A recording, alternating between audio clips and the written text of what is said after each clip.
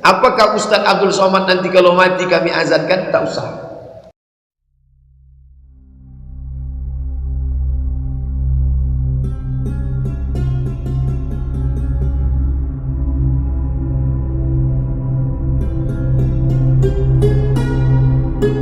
Apakah dalilnya sahih saat bayi dilahirkan terus dilakukan azan, iqamah, terus azan dan iqamah saat mengubur orang yang meninggal? Apakah sahih dalilnya?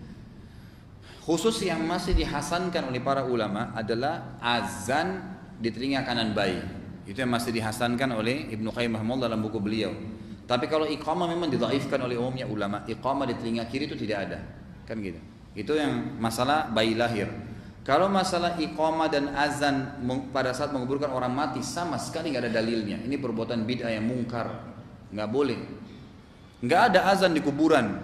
Sekarang saya mau tanya, bagaimana anda yang suka azan di telinga orang mati ini menafsirkan ayat Allah yang bunyi begini? A'udzubillahi innaka la tusmi'u man fil kubur. Allah mengatakan, hai Muhammad, kau tidak bisa memperdengarkan apapun kepada orang yang di kuburan. Nggak bisa.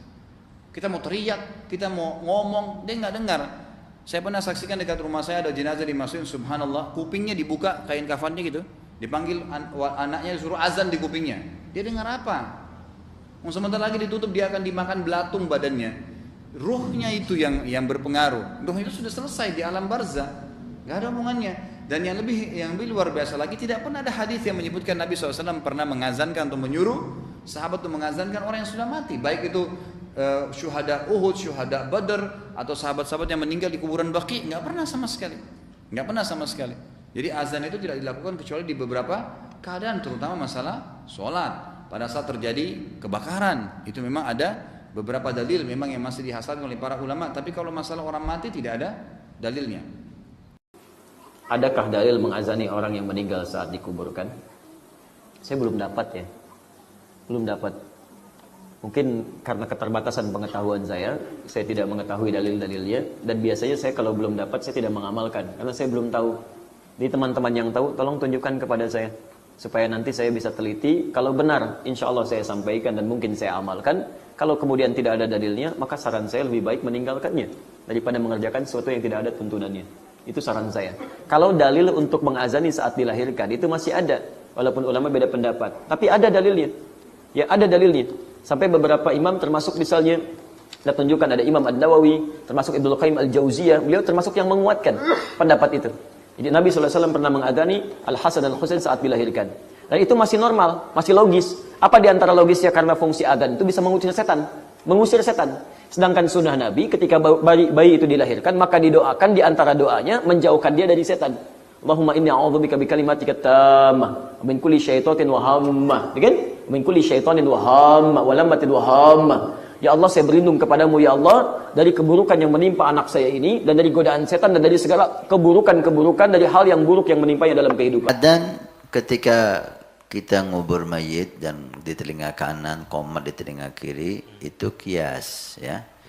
Kias kepada bayi yang baru lahir. Bayi yang baru lahir disunnahkan untuk diadzan di telinga kanan dan sunnah untuk qomat di telinga kiri.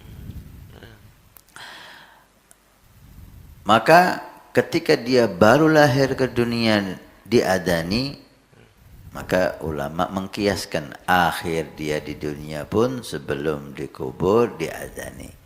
Sehingga pertamanya adzan, dengar adzan, akhir kehidupan duniawinya juga diadzani. Kias. Dan kias masuk dalam hukum syariat. Hukum syariat itu ambil Quran, hadis, ijma ulama dan kias. Tapi yang kias para ulama. Maka hukum adzan bagi mayit, untuk mayit itu sunnah kias. Kias itu menyambungkan satu permasalahan dengan permasalahan yang lain. Dikiaskan ketika dia lahir diadzani, sunnah diadzani, maka ketika dia mati pun sunnah diadzani, supaya awalnya adzan, akhirnya adzan. Pak Ustaz, bagaimana hukumnya mengazankan mayat sebelum dikuburkan? Sebab dosen saya mengatakan itu haram, sedangkan di kampung saya itu dilakukan. Dosen kamu, dosen bapak, dosen antum yang mengatakan haram ini, dia dalilnya dua saja, Quran hadis, Quran hadis. Tak ada di Quran, tak ada di hadis, haram. Mana Qurannya? Mana hadisnya? Tak ada, itu haram. Sedangkan orang yang mengazankan mayat itu, saya tak berani mengharamkan. Saya buka balik kitab mazhab Syafi'i. Ini yang membuatnya siapa? Mazhab Syafi'i. Apa kitabnya? Buka kitab-kitab klasik, saya jumpai, kata dia dalilnya qiyas. Quran, hadis, ijma', qiyas. Apa qiyasnya? Kalau lahirnya diazankan, maka matinya diazankan. Itu dalil mereka qiyas. Apakah Ustaz Abdul Somad nanti kalau mati kami azankan? Tak usah. Jadi kalau saya mati, tak usah azankan. Makcik saya meninggal, saya pas di samping kubur. Saya ada di situ. Abdul Somad, iya Pak, kami azankan atau tidak? Tak usah azankan. Tapi saya tak menyalahkan orang yang mengazankan, karena dia ikut pendapat ulama. Ulama itu pendapat berdasarkan dalil. Nah, ini tentang masalah bagaimana dalil suatu kaum, dan saya menghormati itu.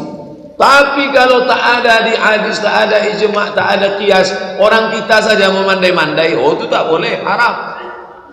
Ini bukan dia memandai-mandai, ada dalam kitab mazhab Syafi'i, ijtihad ulama. Mengadani orang meninggal dunia, jawabnya adalah kita tidak usah bicara ulama di luar madhab kita Imam Syafi'i. Di dalam madhab Imam Syafi'i terjadi dua pendapat. Ibnu Hajar Al-Haytami, imam fikih kita yang sangat masyhur, kitabnya dipakai di negeri ini, Imam Ibnu Hajar Al-Haytami mengatakan bahwa tidak ada azan waktu mengkubur mayat. Tidak ada azan. Nah, ulama yang lainnya mengatakan ada azan. Yang mengatakan ada azan karena dikiaskan dengan waktu melahirkan. Sayyidina Rasul mengadzani Sayyidina Hasan dan Husain waktu kelahirannya. Jadi waktu berpindah dari alam rahim ke alam dunia dikumandangkan kalimat takbir dan tahlil. Maka di saat berpindah dari alam dunia menuju alam barzah diadzani. Jadi ini khilaf di antara ulama. Ini bukan urusannya orang madhab lain, bukan berarti yang mengingkari adzan langsung musuh kita, bukan. Sebab di dalam madhab kita Ibnu Hajar Al-Haytami itu gurunya yang punya Fathul Mu'in, yang pernah mendengar kitab Fathul Mu'in, mengatakan adzan tidak ada. Jadi ini sederhana, kalau Anda masuk kampung biasa diadzani, ada pendapat ulama yang diikuti, yang tidak adzan ya enggak apa-apa. Jadi ini khilaf di antara ulama kita ya, bukan urusan ulama yang anti kita, bukan. Ini adalah khilaf di dalam madhab kita. Imam Syafi'i radhiyallahu taala anhu tidak ada adzan. Tapi kalau kita mengadzani ada, mereka ngikuti petunjuk karena ini keluar dari alam ke alam lain. Dikumandangkan adzan. Jadi perbedaan apa? Ulama. Jadi Anda sebagai ustadz yang bijak, jika di sebuah kampung Anda adzan ya nggak apa-apa, ada ulama ini gitu. Kalau nggak ada adzan jangan langsung bilang wah ini sesat, nggak boleh begitu, karena ini adalah perbedaan ulama. Adzan